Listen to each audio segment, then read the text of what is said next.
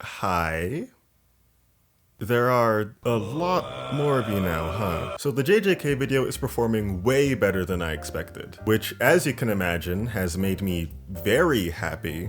The reception has been almost entirely positive. This is the first time I've ever had this much interaction on a video, so I'm kind of stumped with how to deal with it. Like, I couldn't even make a dumb little joke edit at the beginning of this video celebrating the fact that I reached 50 subs, because by the time I woke up after taking the screenshot and considered making this very video, that 50 turned into a 65.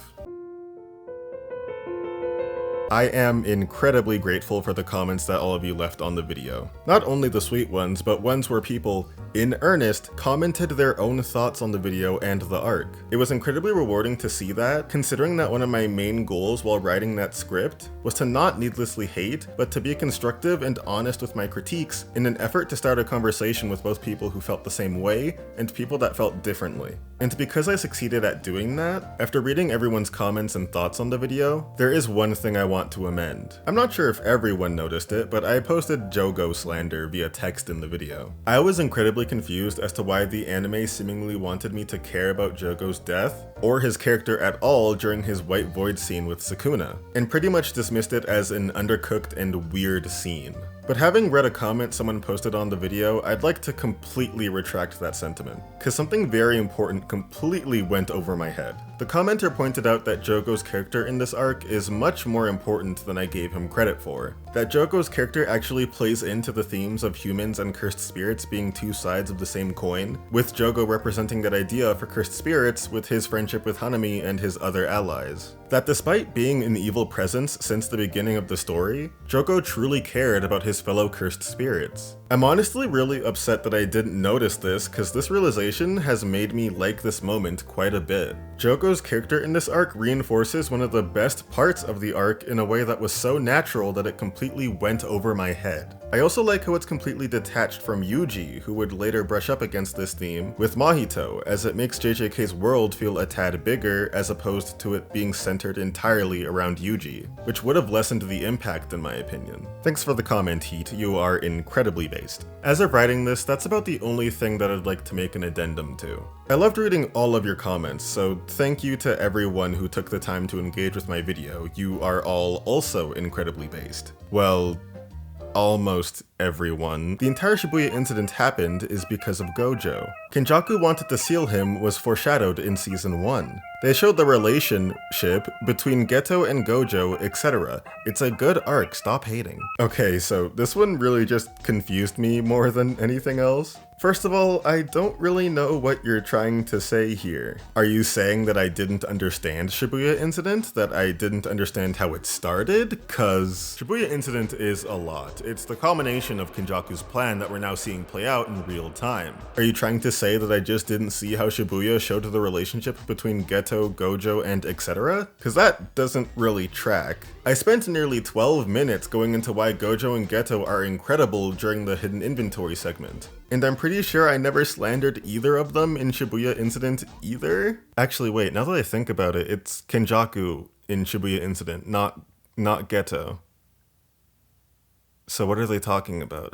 Also, who's etc.? Because I honestly would not mind if you went into more detail about whose relationships are shown and gave examples. That's kind of the shit I yearn for. And second of all, it's a good arc, stop hating. This isn't a video meant to shit on JJK or to stir the pot and be a contrarian, because at the end of the day, this is very subjective. This isn't a video on why Shibuya Incident is secretly bad, actually. It's a video where I talk about my thoughts on the arc to hopefully promote healthy discussion, assuming literally anyone watches this video in the first place. Speak your truth, bestie. Look, I've seen bad faith critique of JJK, and let me tell you, my video is not it. I saw one guy claim that the story of JJK brushes past the fact that Geto is an apparent groomer and for taking Nanako and Mimiko into his care because they, the girls, and only the girls, expressed their love for him to themselves with no signs whatsoever that Geto even knew or reciprocated. So none of that hating shit here, okay? I'm not hating. If anything, the video was a cry for help. I really did want to like Shibuya in JJK, but the video outlines the frustrating ways as to why I couldn't, which you would have seen if you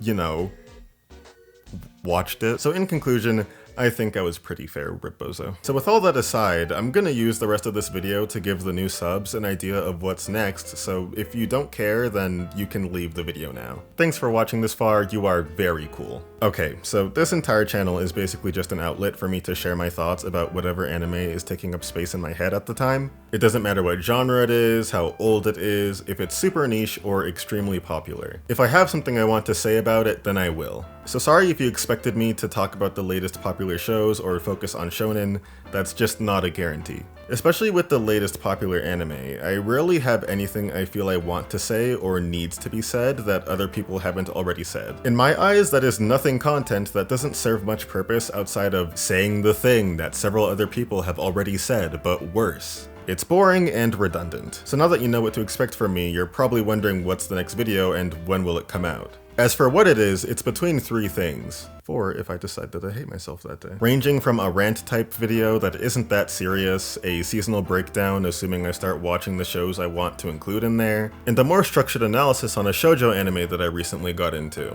The 4th one is a secret. I want to be making super serious videos like the JJK one all the time, because honestly that was kinda draining. But it's certainly not something that I'll abandon either. And as for when, they'll come out whenever they're finished. I don't really have a video schedule, but I'll try to upload as much as I can given how frequent or infrequent my I should make a video on this thoughts pop up. But yeah, that's about it. Once again, thanks for the insane amount of support on the JJK video and channel as a whole. These may be considered small numbers in the grand scheme of things, but to me they're huge. I'm looking forward to making videos for you guys, sharing my thoughts with all of you, getting better at this whole YouTube thing, and hopefully entertaining some of you along the way. So yeah.